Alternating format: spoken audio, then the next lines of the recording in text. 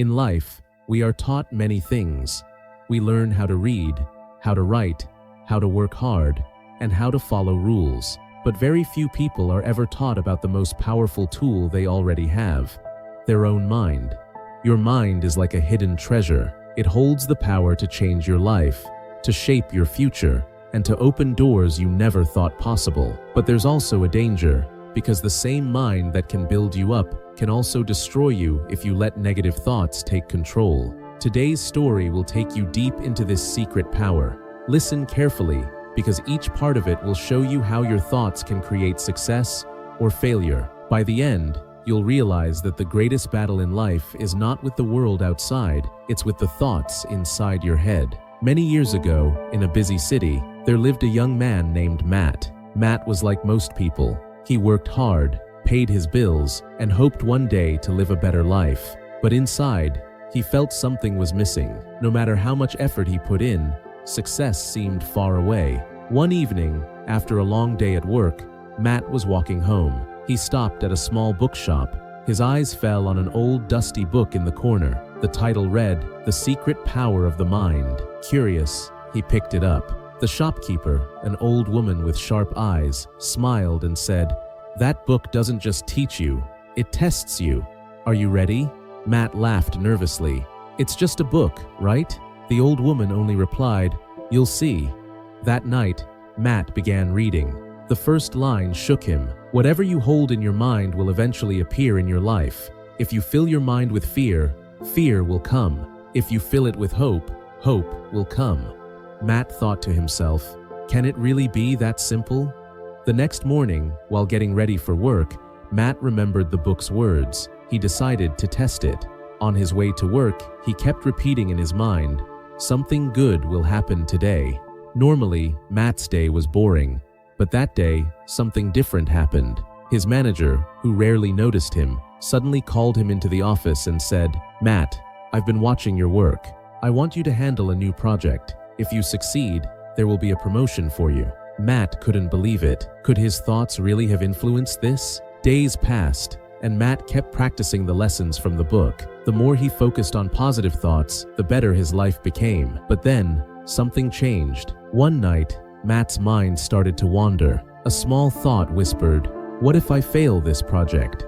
At first, he ignored it, but the thought didn't leave. It grew louder. "What if I lose my job? What if everyone laughs at me? What if I'm not good enough?" And just like a seed turning into a plant, those thoughts began to show up in his actions. He became nervous in meetings. He made small mistakes. His confidence began to break. Matt remembered the warning in the book. Your mind is a garden. Whatever you plant will grow. If you plant fear, fear will grow. If you plant hope, hope will grow. But by then, the negative seeds were already growing fast. One evening, after another stressful day, Matt walked home across a bridge. His mind was heavy with fear and doubt. Just then, he noticed a man standing at the edge of the bridge, staring at the water below.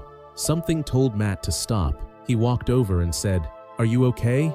The man looked at him with tired eyes. "I've lost everything. My business failed. My family left me, and now I have nothing. The only way left is down there." He pointed to the water. Matt's heart pounded. What could he say? Then suddenly, the words from the book came to his mind. Every action begins with a thought. He said, "Listen, you haven't lost everything. You've only lost to your own thoughts. Right now, your mind is telling you there's no hope. But if you change that thought, everything else can change too." The man stared at him. Silence filled the air. Finally, the man stepped back from the edge, tears in his eyes. "Maybe you're right," he whispered. That night, Matt realized something powerful. The mind doesn't just control your own life, it can influence others too. One thought can save a life, and one thought can destroy it. Weeks later, Matt continued reading the book. One chapter said, "Your imagination is the workshop of your mind. Whatever you imagine with belief will one day become real." Matt decided to test this again. He closed his eyes every night and imagined himself standing on a stage, speaking to thousands of people. He imagined the lights, the crowd, the sound of applause. At first, it felt silly, but he kept doing it, day after day. Months later, Matt's manager asked him to represent the company at a conference. Nervously, Matt agreed. When he stood on stage, he froze for a moment. But then something amazing happened. The scene before him looked exactly like what he had imagined. Suddenly, he felt calm, confident, powerful. He gave the speech, and the crowd applauded loudly. That night, Matt understood. The mind can prepare you for your future. What you imagine with faith, your body and actions will follow. As Matt's life improved, he thought he had mastered the power of his mind.